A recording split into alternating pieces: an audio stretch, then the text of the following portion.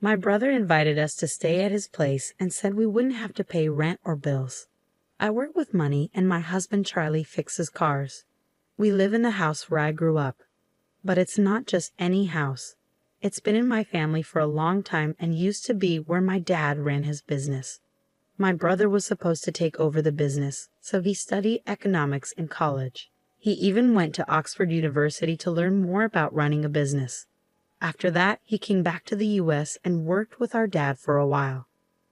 When our parents retired and moved away, they gave the business to my brother and the house to me. So my husband and I decided to live there. The house is in a great spot, close to public transportation and other important places like shops, hospitals, and schools. It's perfect for us now, and even when our kids grow up and move out, we'll still be comfortable here. I'm really thankful my parents gave me this house. We were excited about our future here, but things took a bad turn unexpectedly. My mother-in-law started visiting a lot after we moved in. She kept asking about my parents' money because they used to run a business. She'd say things like, "Hey Maya, how much money do your parents have? What will you get when they pass away?" It made me uncomfortable. I didn't want to be rude, so I just said, "I'm not sure. I haven't thought about it much. They gave us this house, so maybe there won't be much money left." I tried to brush it off, but she kept pushing, saying, "That can't be true. They're getting old. They must have talked to you about their money." It seemed like she was really interested in their wealth, like she was expecting to get something. I already knew what I would inherit, but I decided not to tell her or my husband, who's close to her, to avoid any more trouble. Something really unexpected happened next. Out of nowhere, my mother-in-law and my brother-in-law's family moved into our house. It was a holiday morning around 8 a.m. when the doorbell rang. I opened it to find movers standing there. I was shocked and confused. Then my mother-in-law and brother-in-law's family showed up and said, "We're moving in here today, so take care of us."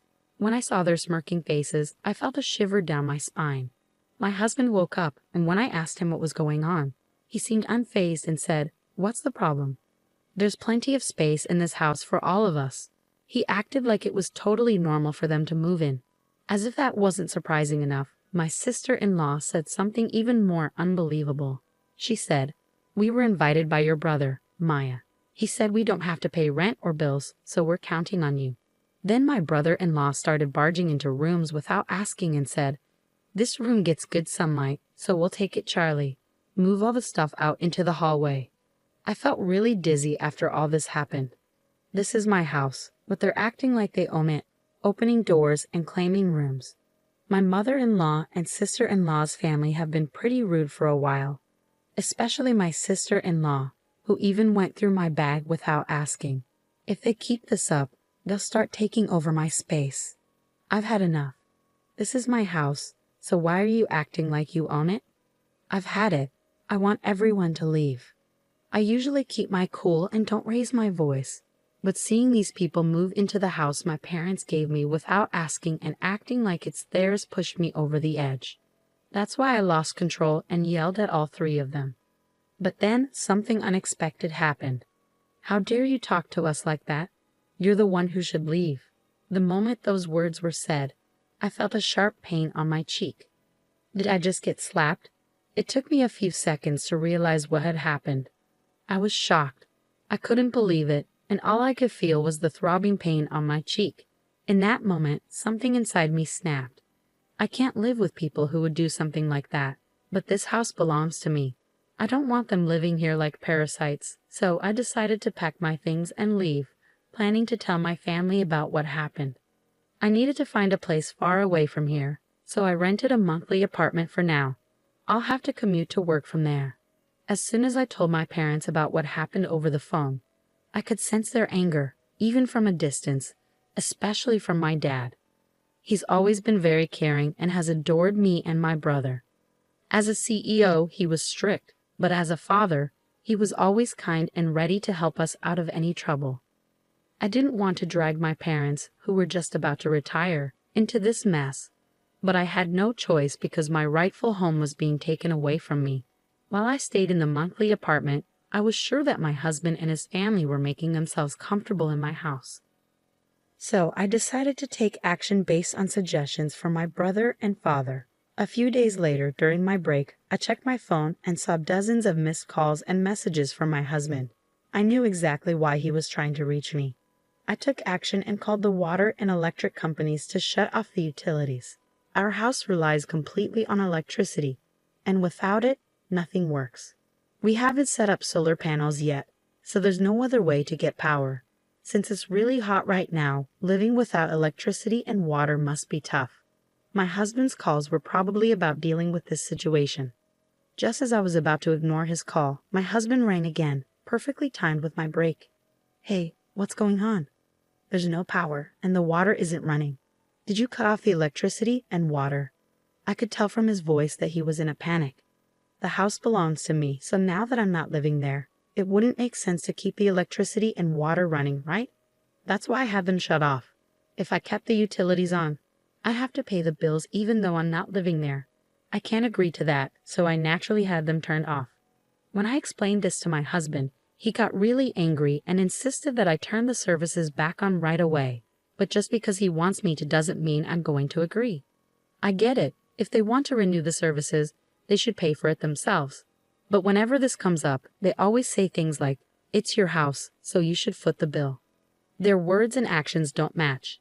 Anyway, I have no plans to renew the contract or tell them to leave the house immediately. I simply hung up the phone after saying that as my break was ending. Later on, my mother-in-law, sister-in-law, and brother-in-law all called me saying the same thing. They wanted me to reconnect the electricity and water because their room was too hot and uncomfortable, and it was inconvenient without water.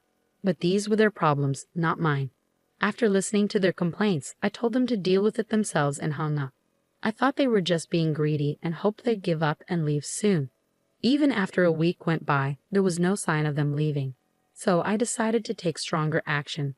I talked to a lawyer from my father's company about the situation and asked him to send a notice to my husband. The notice was about trespassing. They had entered my house without permission, forced me out, and were using it as if it were their own. I warned them that I was considering taking legal action against them for this. Why did I receive this document from a lawyer? Did things really have to escalate this far? My husband, who seemed surprised and panicked by my actions, came to me seeking a resolution. Knowing how much they care about their reputation, the thought of being sued would be really stressful for them. They definitely don't want to deal with a lawyer, but they also don't want to give up their current lifestyle. So they're likely trying to find a way to convince me to let them stay. I can see through my husband's intentions very clearly, but I couldn't bring myself to listen to their pleas, so I didn't give in to my husband's requests. My husband finally exploded in anger, forgetting he was at work, and yelled at me, "Stop it. Just because we're being a bit sneaky doesn't mean you can act all high and mighty. Go back to how things were and drop the lawyer." Despite his loud outburst, I remained unaffected. Instead, I felt annoyed by his call, thinking, who does he think he is, taking over someone else's house? No matter how much he shouts, my stance won't change. If they continue squatting there, I'll take legal action. They better think twice before acting. Even as my husband continued yelling over the phone, I ignored him and hung up. It felt like a waste of time. I had already discussed divorce with my lawyer. When I got home, I saw missed calls from my mother-in-law and sister-in-law, but I knew they'd only try to settle things. I didn't want to waste any more time, so I blocked their numbers to avoid further calls. After the threat of legal action, my husband's prideful family couldn't bear the thought of being sued. They packed their bags and left the house. With the lawyer's help, the divorce negotiations went smoothly.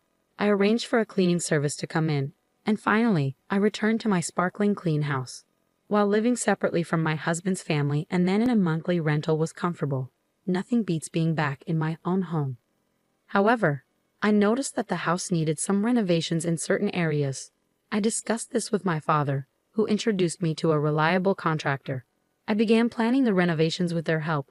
Living alone is really comfortable. I enjoy the freedom of not being tied down by anyone else.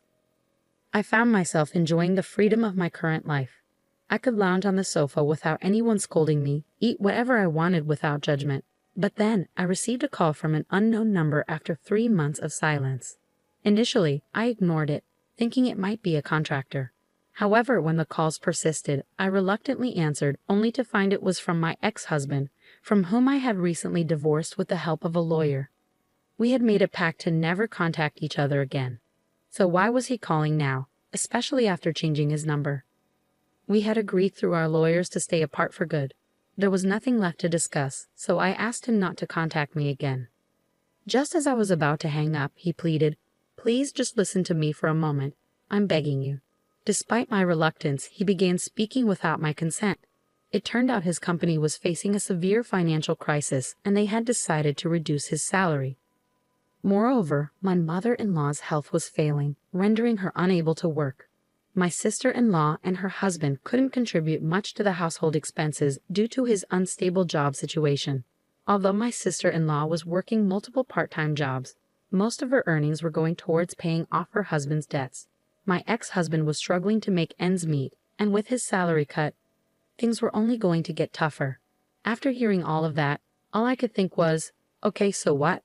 They barged into my house without permission, did whatever they wanted, and even tried to kick me out. It's simply unbelievable. I feel nothing for people who would do such a thing, and I have no sympathy for them. Even if you tell me about their troubles, it doesn't change anything.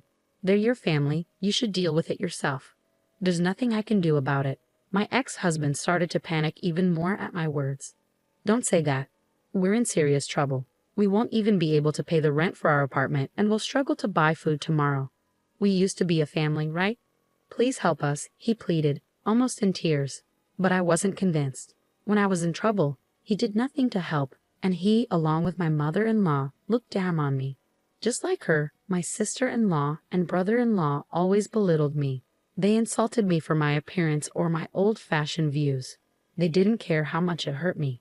My mother-in-law not only made things worse, but she also pressured me to have a baby as soon as possible.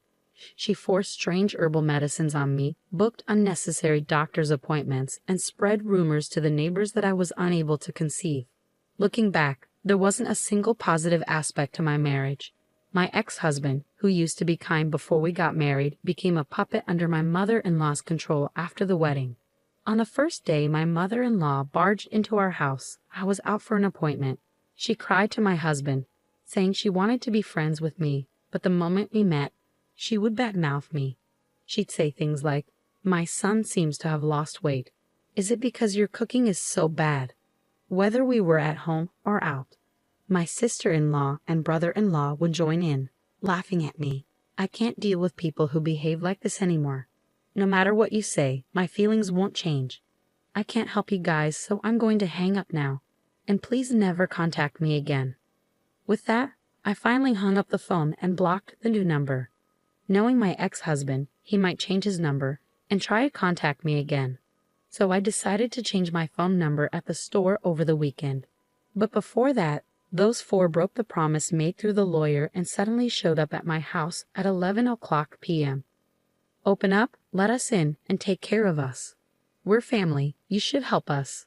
They were banging on the door, yelling loudly without considering the late hour. "What's going on at this time?" "Please go back home, you're disturbing the neighbors." When I went to open the door, they seemed ready to force their way in. So I tried talking to them through the intercom, but they didn't care. They continued banging on the door and causing a commotion. I couldn't believe I was dealing with people behaving so recklessly. I felt overwhelmed and considered calling the police when I heard sirens approaching from outside. It seemed a neighbor had taken the initiative as soon as they heard the police sirens. The group, startled, thought I had called the police and attempted to flee.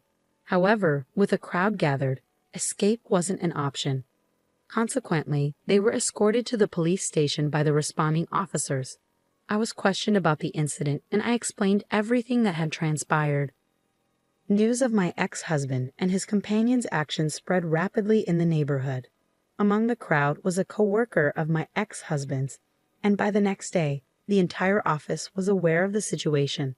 Already struggling due to a salary reduction, getting the police involved sealed my ex-husband's fate with his employer. He was fired, unable to afford his apartment rent anymore. Financial strain created tension between him and his sister's family, leading to their shared living arrangement coming to an end. Now, Charlie resides in public housing with his mother, working multiple part-time jobs to get by. Even his mother has taken on part-time work, eager to contribute financially.